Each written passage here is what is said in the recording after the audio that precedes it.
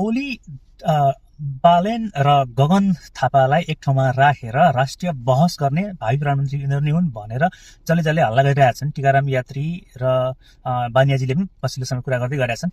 यो चाहिँ निरर्थक हुन्छ भनेर जुन बालेनले स्ट्याटसमा उत्तर दिएका छन् त्यो स्पष्ट एकदम सही कुरो गरेका छन्। किनभने त्यस्तो व्यक्तिलाई वैधता दिने, उसले गरेको कामलाई सपोर्ट गर्ने अथवा उनको नैतिक धरातलमा प्रश्न नउठाउने हो भने त फेरि केपी ओलीको असान्दर्भिकता फेरि देखिहाल्छ नि। किन उसलाई सान्दर्भिक बनाउने? उनी असान्दर्भिक भए। किन असान्दर्भिक भयो भने निषेधको राजनीति होइन, यो विभेदको कुरा पनि होइन। उनी उम्मेदवार हुन्छन्, उठ्छन्, गर्छन्, गर्न पाउँछन्। तर जुन पदमा जुन क्रममा थिए उनले एक पटक पनि आत्मालोचना गरेका छैनन्, उनले त्यसको समीक्षा गरेका छैनन्। अङ्ग्रेजीमा सिम्प्याथी र इम्प्याथी भन्ने शब्द हुन्छ। इम्प्याथी देखाउनु पर्ने हो। मलाई पनि दुःख लाग्यो, यस्तो भयो, मर्नुहुन्थेन, गर्नुहुन्थेन, मेरै गल्ती होइन अथवा अरूले गरे होला तर दुःख लाग्यो, त्यसो भनेको छैन। इम्प्याथी त्यत्रो पुगेको छैन, सिम्प्याथी झन् देखाएकै छैन। भनेपछि त्यस्तो पात्रलाई सँगै अब आउने भावी राजनीतिक रूपमा बहस गराएर गर्न खोजेको चाहिँ के हो त? त्यो त गर्नु हुँदैन। बालेनले सही कुरो गरेको छ। यसमा चाहिँ एकदम राम्रो काम हो। यो चाहिँ यसमा चाहिँ कसैले सपोर्ट गरिरहनु आवश्यक छैन। बालेनलाई कसैले गाली गरिरहनु, उनी आउन सक्दैन भन्ने छैन। गगन थापा र बालेनको बिचमा हुने भयो भने हुन्छ, सायद उनले त्यो पनि मान्छन् होला, सायद त्यो हुन्छ पनि होला।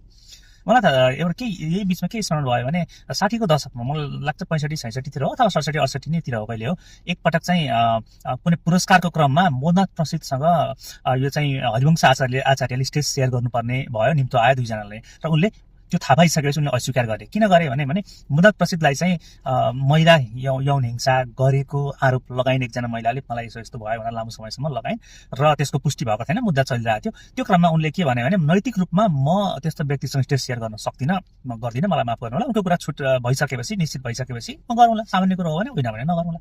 हो यसरी नैतिकताको कुरो एकदम ठुलो हुन्छ। ओलीले माथि कारबाही होला नहोला, उसले के गरे कसो गरे, उनले जिम्मेवारी थिएन, कार्यकारी हुनु होइन, बेग्लै कुरा हो। तर नैतिक रूपमा उनले जेनजीहरूको पछाडि, जेनजी हुन् अथवा अरू कुनै हुन्, जनता हुन् नि त। जनतामाथि यसरी चाहिँ बर्बर रूपमा हत्या भयो, 24मा त्यस्तो भयो, 23मा त्यस्तो भयो, त्यो कुराहरूको विषयमा अलिकति आत्मग्लानी होला, मलाई दुःख लाग्यो। मान्छे मर्नुहुन्थेन, नभएको हुन्थ्यो, अथवा कसले गल्ती गर्यो हामी खोजौँ गरौँ, अथवा केही न केही गल्ती, सहानुभूति दुईटा श्रद्धाञ्जली 2 शब्दको त्यो पनि उनले गरेका छैन अहिलेसम्म। उनमा एकदम दम्भ छ, म मर्दिनँ अथवा चाहिँ यो मैले गरेको होइन, मलाई कसैले केही गर्न सक्दैन भन्ने खालको दम्भ छ। भनेपछि त्यस्तो व्यक्तिलाई अनुमोदन गरेर भोलि फेरि प्रधानमन्त्री उम्मेदवारको रूपमा प्रस्तुत भएको मञ्चमा बालन नजानु भनेको एकदम राम्रो कुरा हो।